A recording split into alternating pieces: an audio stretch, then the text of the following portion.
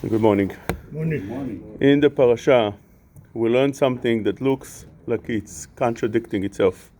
It has two stories, almost very similar, almost identical, with opposite results. We need a little bit an explanation over here. It says that when Yaakov comes to meet Esav, he comes with his 11 children. It says in the pasuk, את 11 ילדיו, he took his 11 children, ויקח את שתי נשיו, ואת שתי שפחותיו, ואת 11 ילדיו, ויעבור את מעבר יבוק in order to meet Esav.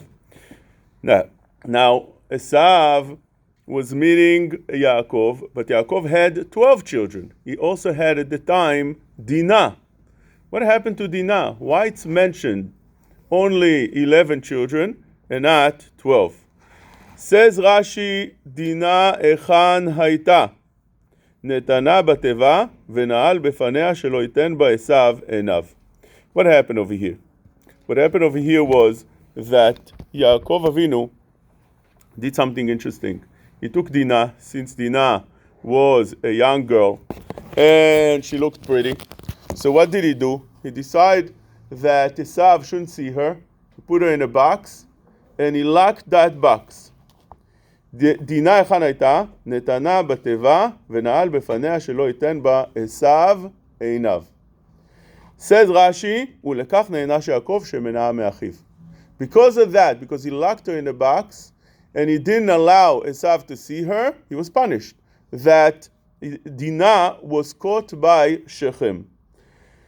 ונפלה ביד Shechem. Now, over here you see that such an act of trying to hide your daughter from Esav and trying to be modest didn't work for Yaakov. Because of that, he was punished that she fell into the hands of Shechem. But later on, when Yaakov comes to Esav, all the children are lining up after the mothers, except Rachel.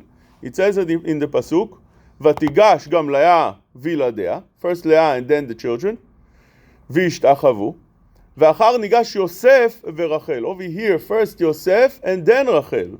Why Yosef comes before Rachel? Says Rashi, בכולם האימהות ניגשות לפני הבנים, אבל ברחל יוסף ניגש לפניה. Yosef went ahead of his mother Rachel. Why? Says Rashi, that Yosef said the following, Amar imi yafat toar, my mother is a beautiful woman. Shemaitle ba'enav oto rasha. Maybe Esav Rasha would look at her. He'd be interested. Mot kenegda ve'ekvenu milistakel ba. He stood in front of his mother Rachel. He covered her up. Later on, Rashi says that he picked himself up in such a way that he's not going to be able to see his mother. And from this, says Rashi, מכאן זכה יוסף לברכת עלי עין. בן פורת יוסף, בן פורת עלי עין. The ברכה of בן פורת עלי עין was given to Yosef because of this beautiful maaseh, beautiful deed that he made. But there's both cases. One time you cover Dinah in order that Esav shouldn't see her and you get punished.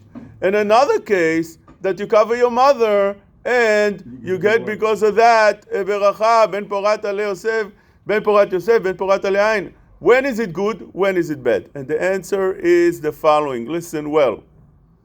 It's very important always to know the right balance. If you cover somebody too much, if you make somebody do more than he can handle, the result could be very, very dramatic. It could be just the worst. Over here, when Dinah was locked, she was locked in a box. You can imagine being locked, even in a room. You lock your child sometimes in a room for being punished. It could be traumatic for a kid. And then he doesn't want to stay in the room anymore. Over here, locked her in a box. And he locked, it's not that he put her in. He locked her. She wasn't able to get out. Such an act is a traumatic act. And then, because of that, Dinah says that she was yatzanit. Rashi says he was punished over here to get the story of Shechem. What does it say by Shechem? Vatetze Dinah bat Leah, says Rashi over there, yatzanit הייתה. Why she was yatzanit? Why she wanted to get out? She couldn't stay. Lirot bevnot haaretz. Why she couldn't stay? she couldn't stay, because when you lock somebody in such a fashion, such a way, he can't stay closed anymore. He can't stay in a house. Although a person should feel comfortable in a house, when you're in such a place, you just want to get out of the house. And this is where you lose the right balance. The right balance is you're modest in such a way that you cover your mother up. In other words, don't show up. Don't show off in front of people you shouldn't be showing off. Don't overdress. Don't do things overly. But you can't you can take the other side and be overly modest. For instance, I'll give you an example. There's people that can't handle certain levels of modesty. So you see them, you see the imbalance. You see sometimes women that wear those tichels that are very religious, they look very frum. But on the other hand, they wear a mini skirt and it's tight. What's going on? And it's common, you see that. They wear like a mitpachad, extremely frum, everything is covered. And on the other hand, you look and you see that she's wearing such tight and no tights and no garbaim. What's going on? Where did that happen? The answer to that is that sometimes a woman accepts upon herself something and it's too much for her. Now, if it's a halacha and you have to do it, fine.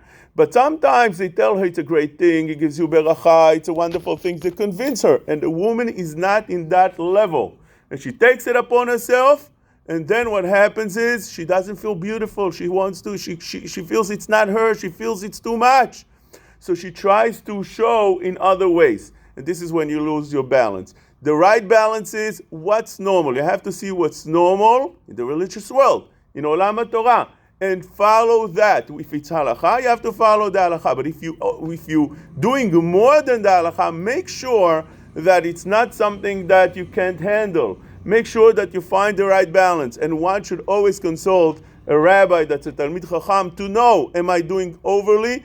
Doing too much sometimes will come as a boomerang, and you lose the balance, and you lose in other ways in spirituality. Chazak u'baruch.